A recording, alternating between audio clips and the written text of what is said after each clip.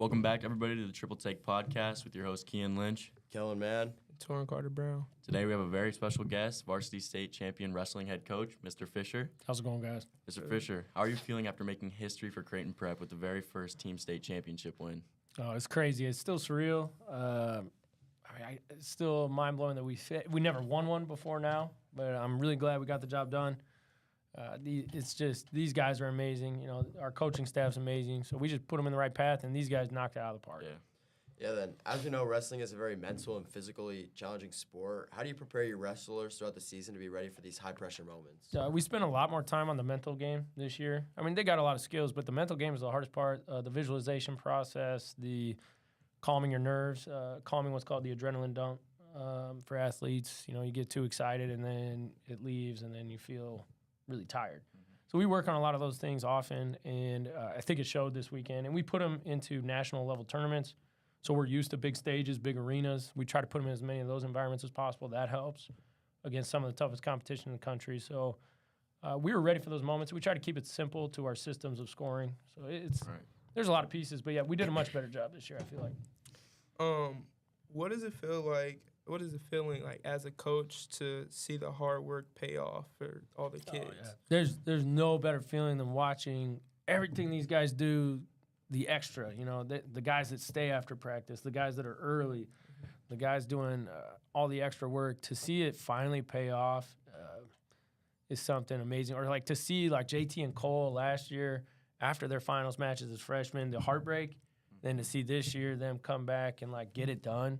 I mean, that is a phenomenal feeling. Yeah. More so on your end, who are some of your biggest influences or mentors in your coaching career, and how have they shaped you in your coaching style? Yeah, like I've tried to take a piece of coaching from everywhere I've been. When I was at UNO as a student, I would come down to prep, and I was just a volunteer for Coach Todd Anger. He wrestled at Nebraska, so he had a system where he'd do leg riding and far shots and stuff. And then I went to Omaha North, completely different type of style of wrestling, a lot more neutral. I learned from the Christensen brothers and John Roan. And getting to wrestle with Bula, Javon Perkins, and Robert Ozuna. I mean, we won state when I was there, too. Mm-hmm. We beat Miller South by half a point. So I was on a state title team there. It was something special. So I learned a lot from those guys, and I still talk to those guys, and I bring them into the room every once in a while. And then at prep, I've had so many coaches come and go. So I've had guys from, I had this one guy named Austin Wilson. He was a Nebraska wrestler, but he was at UNMC to be a doctor. So I got him for 1 year, and he was an All-American. Like, he wrestled Jordan Burroughs and stuff. So, I just having him in the room watching that technique, I learned a lot. And then I had Brett Labuda came in for a little bit. He wrestled at Kearney. He was really good. And then, so I've just brought in all these people over the years. We brought down a guy named Terry Steiner, who's an Olympic-level coach and Minnesota coach. Learned a lot from him. So I try to pull from everybody. But having those college-level people come in and go that can explain things well, huge influence. Mm-hmm. Yeah, then how have you seen yourself grow as a coach throughout your 17 years? Yeah, I used to think that, at the beginning, we just got to work hard. Just work hard on everybody. I got to run them in the ground, Just go, go, go, go, go. Wrestling's just about being tough. You know, it's not like that. It's got to be more well-rounded. So I've definitely adjusted my practices, my mindsets. There's times to push, times to lay off, time to recover. And I've learned a lot of that just by watching and following Penn State and some college wrestling, some super successful programs. Like, I try to listen to those podcasts. I try to listen to those coach interviews. So being a constant learner and a growth mindset definitely helps me. Oh, okay, I can make a little tweak here, tweak there. And me and my coaching staff, we meet multiple times throughout the year. We make our tweaks, and it continues to grow. But, yeah, it's definitely something I'm always learning.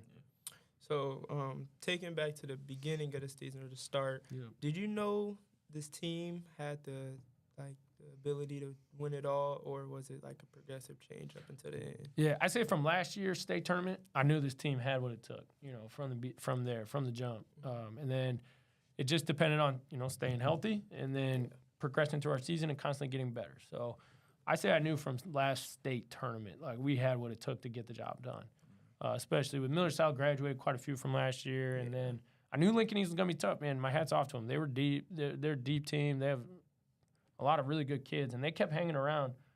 So it took a little bit for us to finally put enough space, whereas it was over. Yeah, you kind of tapped into it a little bit, but leading off of that, what were some of the biggest challenges you faced during the season? How'd you overcome them?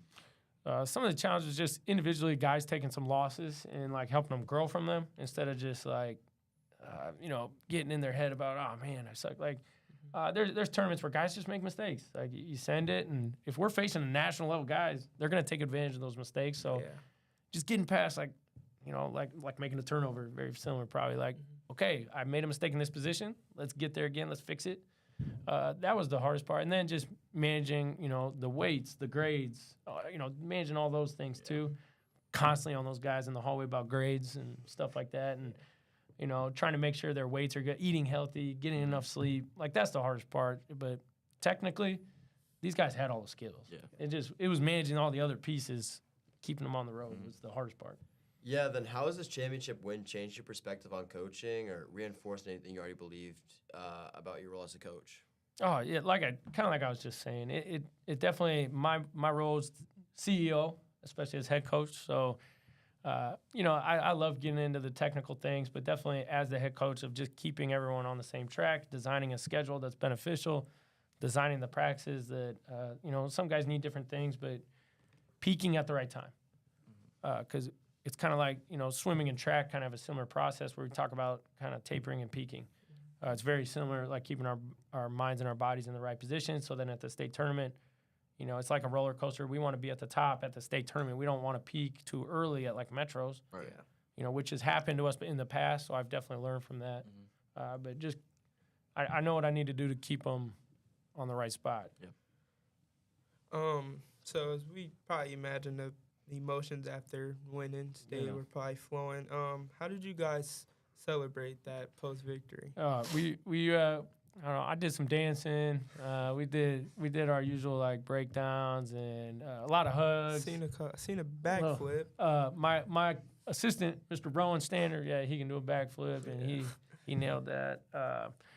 I can't hit that just yet. I can do some other things. Working on it. I'm working. I'll have to add that to the repertoire. Yeah. Then we all went out to eat as a team. Went to Exarban to a pizza place. Nice. All the guys got ice cream too, and like they had big bowls of ice cream. So mostly food involved is the celebration because they've been very disciplined in their diets. It's kind of like unlike other sports where the celebration is mostly the food. They talk about we're doing a 10,000 calorie challenge or something like that. Like, we're gonna order every single item off Taco Bell. We're gonna bash it. Okay.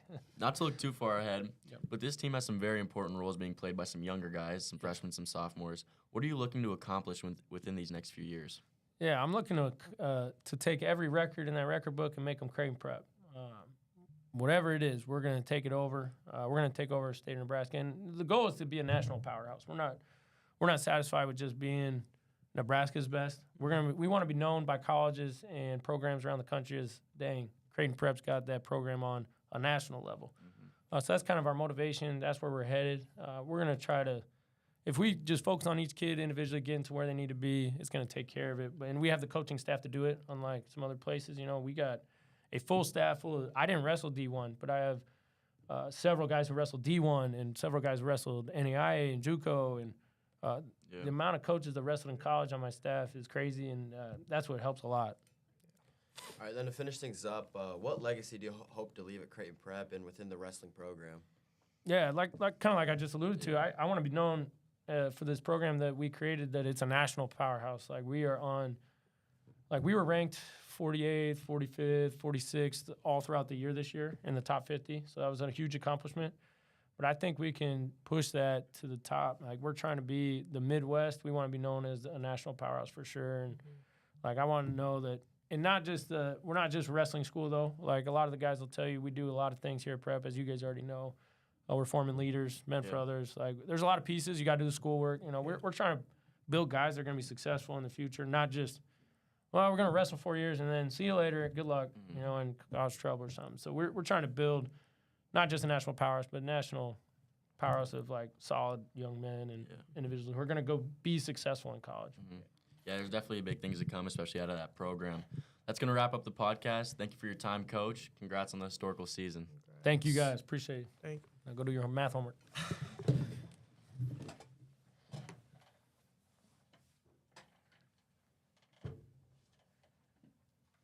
stop it. What class are you teaching right now?